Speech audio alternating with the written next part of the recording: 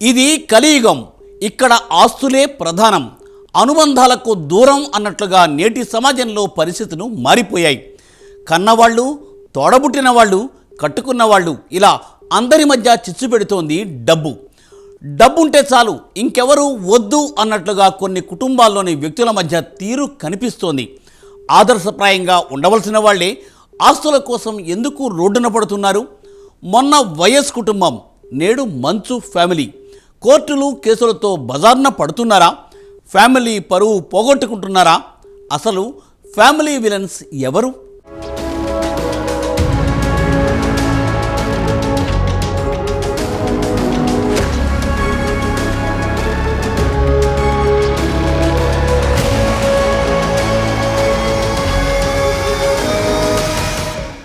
ఆస్తి ఉంటే చాలు, అనుబంధం అక్కర్లేదు అనుకుంటున్నారా? వందల వేల కోట్లకు పడగలెత్తిన వారి మధ్య సైతం డబ్బు చిచ్చు పెడుతోందా? ఆస్తుల కోసం తోడబుట్టిన వారిని సైతం దూరం పెట్టడం ఎంతవరకు సమంజసం? సామాన్యులే కాదు, సెలబ్రిటీలు సైతం అందుకు మినహాయింపు కాదని జరుగుతున్న అనేక సంఘటనలు నిరూపిస్తున్నాయా? అంటే అవునన్న సమాధానమే వినిపిస్తోంది. షర్మిల వర్సెస్ జగన్ ఆస్తుల వివాదం ఇంకా మర్చిపోకముందే మంచు కుటుంబంలో చిచ్చు రేగింది. తండ్రి ఆస్తుల కోసం మంచు మనోజ్, మంచు విష్ణు బజారున పడ్డారు. నా గుండెలపైన తన్యావురా అంటూ మోహన్ బాబు ఒక ఆడియో సందేశాన్ని సైతం రిలీజ్ చేసిన సంగతి తెలిసిందే. ఇవన్నీ చూస్తుంటే సామాన్యులకైనా సెలబ్రిటీలకైనా డబ్బే పరమావధిగా, డబ్బు కోసం బంధాలను సైతం పక్కన పెట్టే విధంగా పరిస్థితులు మారిపోయాయి నేటి సమాజంలో. అసలు ఇందుకు ఇక్కడ ఫ్యామిలీ విలన్స్ ఎవరు? వైఎస్ కుటుంబంలో ఏం జరిగింది? మంచు ఫ్యామిలీ ఎందుకు బజారుకెక్కాల్సి వచ్చింది? ఇప్పుడు రెండు తెలుగు రాష్ట్రాల్లో చర్చనీయాంశంగా మారిన అంశాలు ఇవే.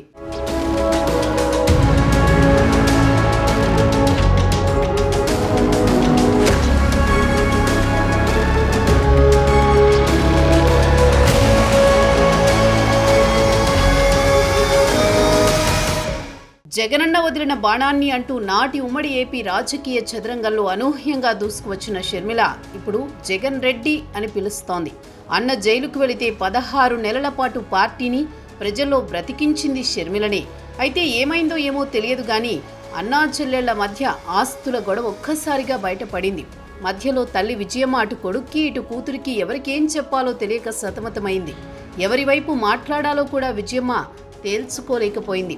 కొడుకు కూతురు మధ్యలో నలిగిపోతోంది విజయమ్మ. ఇప్పుడు మంచు మోహన్ బాబు కుటుంబంలో ఒక్కసారిగా ఆస్తి తగాదా బ్లాస్ట్ అవ్వడం తెలుగు రాష్ట్రాల్లో సంచలనంగా మారింది.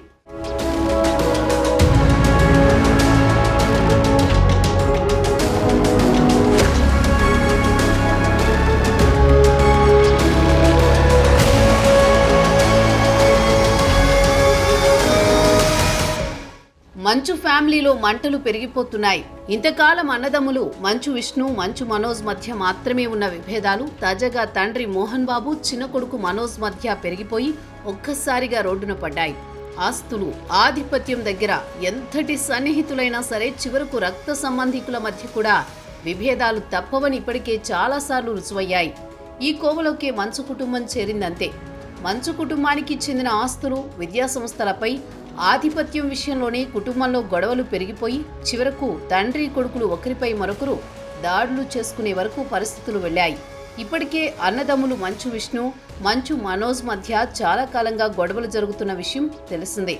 ఇద్దరి మధ్య గొడవలు పెరిగిపోవడంతో సోదరుల మధ్య విభేదాలు కొంతకాలం క్రితం రోడ్డున పడ్డాయి.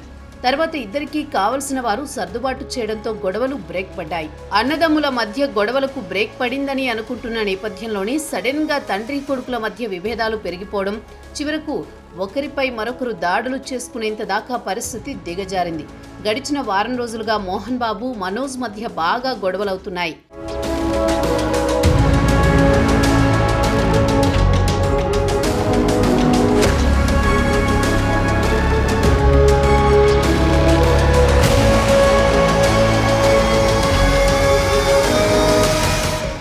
మంచు మనోజ్, మోహన్ బాబు పరస్పరం కేసులు పెట్టుకున్నారు. ఇక జల్పల్లిలోని మంచు మోహన్ బాబు ఇంటి వద్ద హైడ్రామా నడిచిన సంగతి లోకమంతా చూసింది.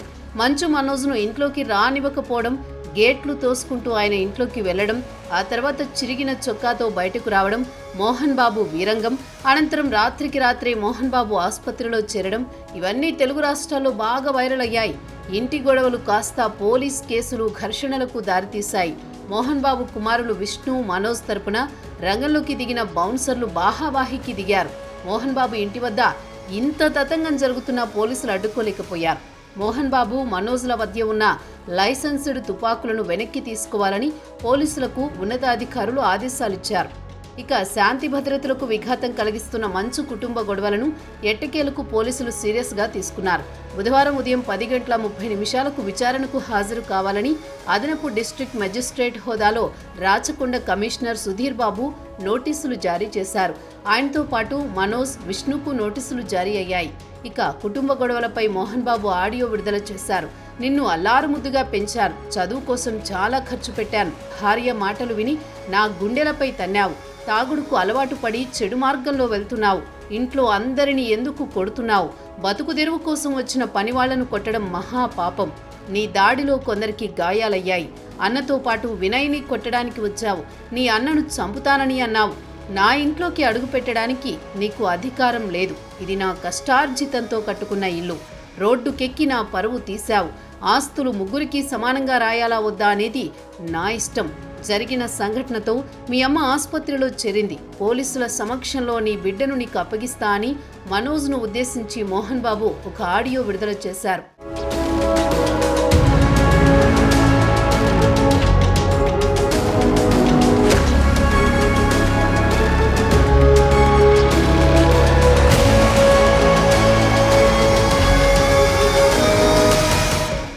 మంచు కుటుంబంలో ఆస్తుల పంచాయతీ ఏ మలుపు తిరుగుతుందో తెలియదు గాని మంచు మనోజ్ మాత్రం తనకు ఆస్తులు అక్కర్లేదని, తన పోరాటం ఆస్తుల కోసం కాదని స్పష్టం చేశారు. నేనెప్పుడూ కుటుంబ ఆస్తులను అడగలేదు, ఎప్పుడైనా ఆస్తులు అడిగినట్టు నిరూపించండి సవాల్ చేస్తున్నారు. నా వ్యక్తిగత ప్రతిభ ఆధారంగా నా జీవితాన్ని నిర్మించుకున్నాను. కుటుంబ ఆస్తిపాస్తులపై ఆధారపడకుండా నా పిల్లలను పెంచుతున్నందుకు ఎంతో గర్వంగా ఉందన్నారు మనోజ్. నా భార్య పేరు లాగుతున్నారు, 7 నెలల కూతురి పేరు లాగుతున్నారు. నేనేం అడగలేదు, సొంత కాళ్ళ మీద పనిచేస్తున్నాను. మా ఆవిడ కూడా వాళ్ళ ఇంటి వైపు ఏ డబ్బు తీసుకురాలేదు, వాళ్ళ ఇంట్లోనూ డబ్బు అడగలేదు, నేను అడగలేదు, ఆస్తి అడగలేదు. నేను వాళ్ళకి సపోర్ట్గా మద్దతుగా నిలబడి ఏమైంది నేను అడిగేసరికి వినయన్ అతనికి ఫోన్ చేశాను, మెసేజ్లు పెట్టాను.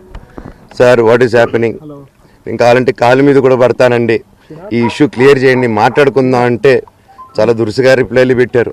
ఆ రోజు నేను పోలీసు సపోర్ట్ అడిగినప్పుడు స్టేషన్కి 100కి ఎందుకు ఫోన్ చేశాను, ఆ 100 దగ్గర నుంచి నేను పర్మిషన్ ఇస్తున్నాను, నాకు ప్రాబ్లం లేదు, మీరు ఒప్పుకుంటే మీరు మీ వల్ల అయితే 100లో నేను ఏం మాట్లాడానో మీరు తీసుకొని వినండి. ఆ రోజు ఆ హీట్ మూమెంట్లో జరిగిన మూమెంట్లో మాట్లాడాను.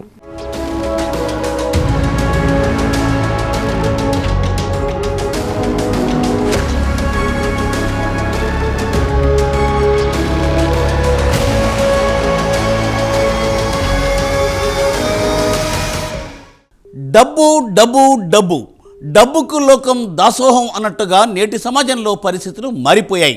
అయితే అందరికీ ఆదర్శంగా ఉండాల్సిన వారే అవమానకర పరిస్థితులను ఎదుర్కొంటున్నారు. ఒకప్పుడు చెన్నై రోడ్ల వెంట యాచించి భోజనం తిన్నానని చెబుతున్న మోహన్ బాబు తన పిల్లలను ఎందుకు తన మాట వినేలా చేసుకోలేకపోయారు? ఇంకోవైపు వైఎస్ రాజశేఖర రెడ్డి కుటుంబంలో ఆస్తి గొడవలు ఏం మలుపులు తిరగబోతున్నాయి? ఆస్తి కోసం తండ్రి మాటను కూడా జగన్ తుంగలో తొక్కేశారా? ఒక్కగానొక్క చెల్లికి జగన్ చుక్కలు చూపిస్తున్నారా? ఈ విషయాలన్నీ తెలుసుకోబోయే ముందు బర్నింగ్ షోలో షార్ట్ బ్రేక్ తీసుకుందాం.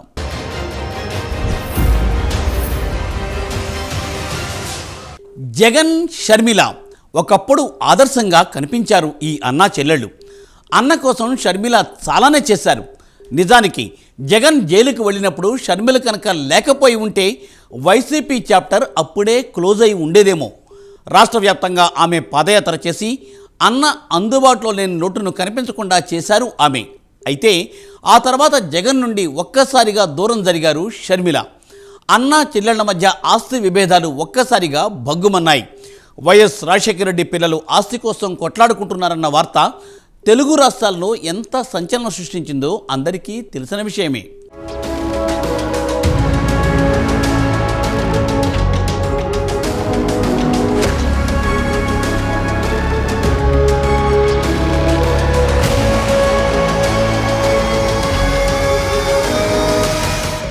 డబ్బుకు లోకం దాసోహం అన్నట్లుగా నేటి సమాజంలో డబ్బుకిచ్చే విలువ మనుషులకు ఇవ్వడం లేదన్నది అందరూ అంగీకరించే వాస్తవం.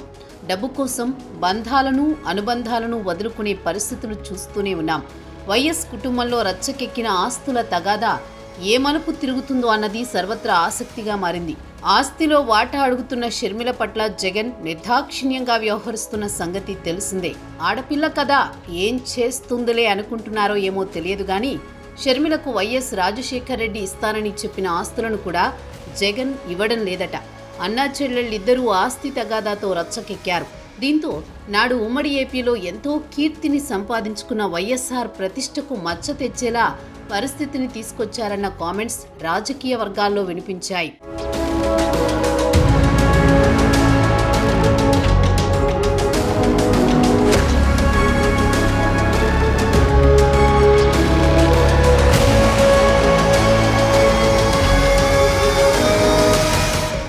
నిజానికి జగన్ 16 నెలల పాటు జైల్లో ఉన్నప్పుడు షర్మిల రాష్ట్ర వ్యాప్తంగా పర్యటించి వైసీపీకి జవసత్వాలు నింపారు.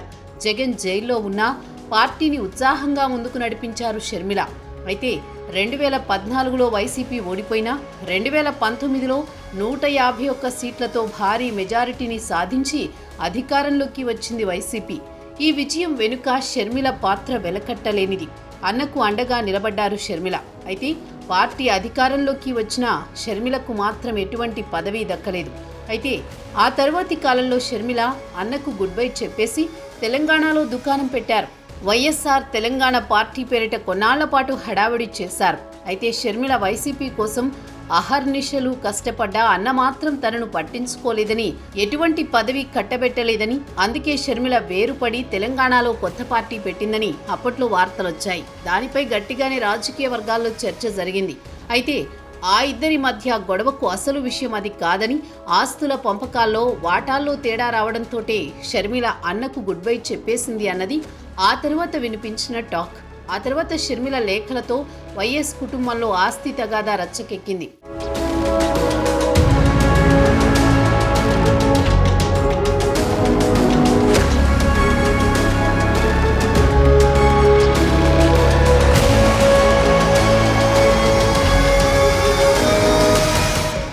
షర్మిల ఆస్తి కోసం రచ్చకెక్కడంతో షర్మిల ప్రవర్తిస్తున్న తీరు తీవ్రంగా కలిచివేస్తోందని వైఎస్ జగన్ ఆవేదన వ్యక్తం చేసిన సంగతి తెలిసిందే. జగన్ కూడా లేఖలు రాశారు. సరస్వతి పవర్స్లో తల్లి విజయమ్మకిచ్చిన షేర్లను వెనక్కి తీసుకోవాలనుకుంటున్నట్టు లేఖలో వెల్లడించారు. వైఎస్ కుటుంబంలో చెలరేగిన ఆస్తుల వివాదం ఇప్పుడు న్యాయస్థానంలో ఉంది. తన కంపెనీలో షర్మిల విజయమ్మకు వాటా ఇచ్చే ఉద్దేశం లేదని, గతంలో చేసుకున్న ఒప్పందం రద్దు చేసుకుంటామని నేషనల్ కంపెనీ లా ట్రైబ్యునల్లో వైఎస్ జగన్ భారతి పిటిషన్ వేయడం సంచలనాలకు దారితీసింది.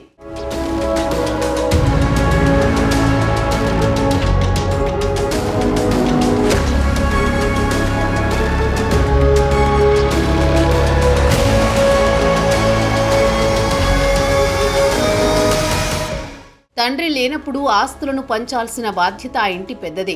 అయితే ఆస్తి కోసం షర్మిల పోరాటానికి దిగడం అంటే జగన్ ఆ విషయంలో ఫెయిల్ అయినట్లే భావించాలి.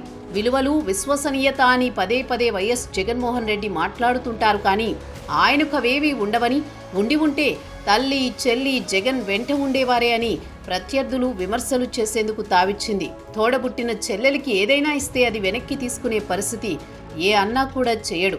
మరి జగన్మోహన్ రెడ్డి ఎందుకిలా చేస్తున్నారు? ఇది కుటుంబ వ్యవహారమే కావచ్చు, కానీ వైఎస్ జగన్ ఇకపై ఎప్పుడు విలువలు, విశ్వసనీయత గురించి అస్సలు మాట్లాడకూడదు అని టీడీపీ శ్రేణులు పెద్ద ఎత్తున విమర్శలు చేసిన సంగతి తెలిసిందే.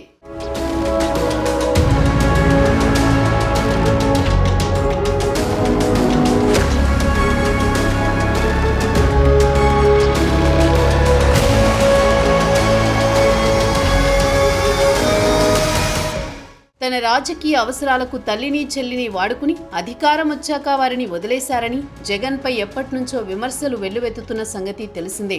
పార్టీ దుకాణం మూతపడకుండా అండగా నిలబడిన షర్మిల పాలిట అన్న విలన్గా మారారన్న విమర్శలు సర్వత్రా వ్యక్తమవుతున్నాయి. చెల్లికి ఇచ్చింది లాక్కోవడానికి ప్రయత్నిస్తోన్న జగన్ తనపై వ్యక్తిగత విమర్శలకు ఛాన్స్ ఇచ్చారని అంటున్నారు. ఆడపిల్లకు కూడా ఆస్తిలో సమాన వాటా ఉంటుంది.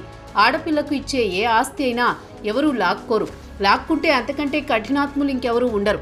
అయితే షర్మిల పట్ల నిర్దాక్షిణ్యంగా జగన్ వ్యవహరిస్తున్న తీరు సర్వత్రా విమర్శలకు తావిస్తోంది. అంతేకాదు చెల్లికి ఇచ్చింది లాక్కోవాలని జగన్ చేస్తున్న ప్రయత్నాలు సొంత పార్టీలోనే వెగటు పుట్టిస్తున్నాయి.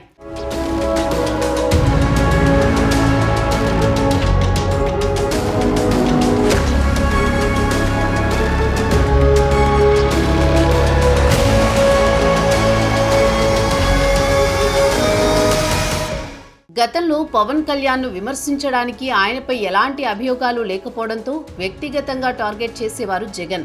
కార్లను మార్చినట్లు పెళ్లాలని మారుస్తారని ఇలా రకరకాలుగా కామెంట్లు చేసేవారు. పవన్ కళ్యాణ్పై జుగుప్స కలిగించే విధంగా వ్యక్తిగత విమర్శలు చేసేవారు జగన్. అయితే పవన్ వివాహాలు చట్టబద్ధంగా చేసుకున్న వివాహాలు, ఇది అందరికీ తెలిసిన విషయమే. అయితే జగన్ మాత్రం ఎంఓయూలు కుదుర్చుకుని చెల్లితో ఒప్పందం చేసుకుని ఇప్పుడు మళ్లీ ఇచ్చిన ఆస్తి లాక్కునేందుకు ప్రయత్నిస్తూ ఉండడం సొంత పార్టీ నుంచే విమర్శలు వస్తున్నాయి. నిత్యం విలువలు, విశ్వసనీయత అనే పదాలు మాట్లాడే జగన్ చెల్లికి ఇచ్చింది లాక్కోవడం ఎలాంటి విలువను, ఎలాంటి విశ్వసనీయతను చూపిస్తుందో ఆలోచించాలని సర్వత్రా విమర్శలు వ్యక్తమవుతున్నాయి. ఏది ఏమైనా వైఎస్ కుటుంబంలోని లొసుగులన్నీ బట్టబయలయ్యాయి. కోర్టులు ఏం తేల్చుతాయో తేలాల్సి ఉంది.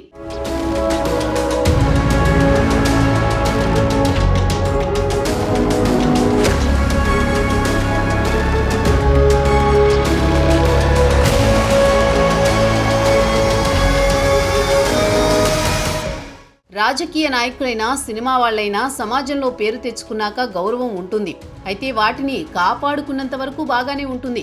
ఒక్కసారిగా రోడ్డున పడితే పరువు మొత్తం మటాష్. ఇప్పుడు వైఎస్ఆర్ కుటుంబంలో, మంచు కుటుంబంలో జరిగింది అదే.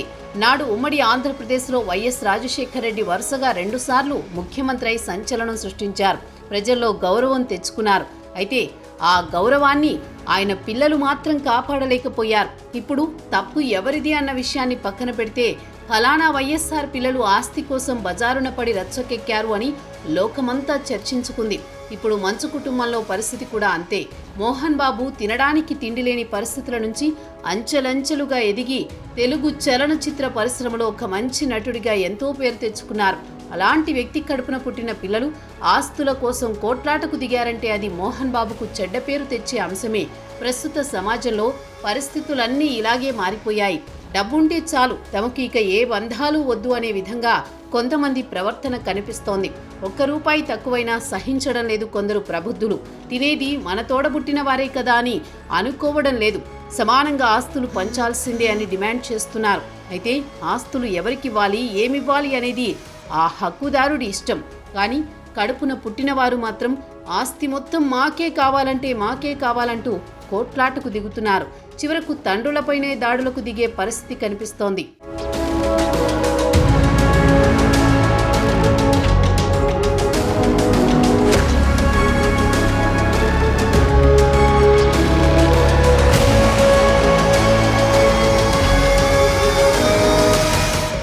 ఇక ఒకరిపై ఒకరు కేసులు పెట్టుకున్న మనోజ్, మోహన్ బాబుల విషయంలో తదుపరి ఏం జరగబోతోందన్నది ఆసక్తిగా మారింది.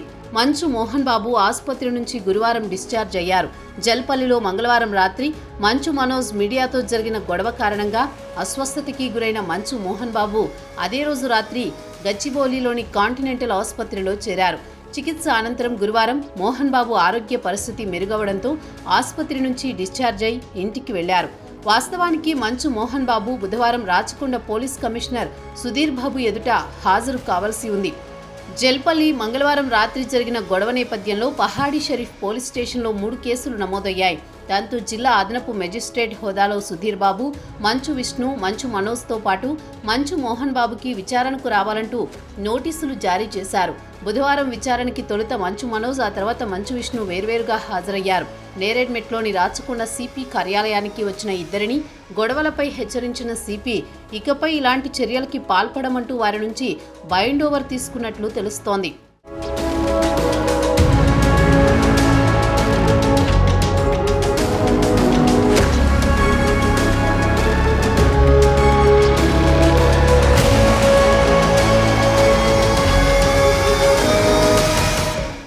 ఆస్తి వ్యవహారాల్లో ఎవరికి ఏమి ఇవ్వాలి, ఎంత ఇవ్వాలి అన్నది పూర్తిగా హక్కుదారుడి అభీష్టం.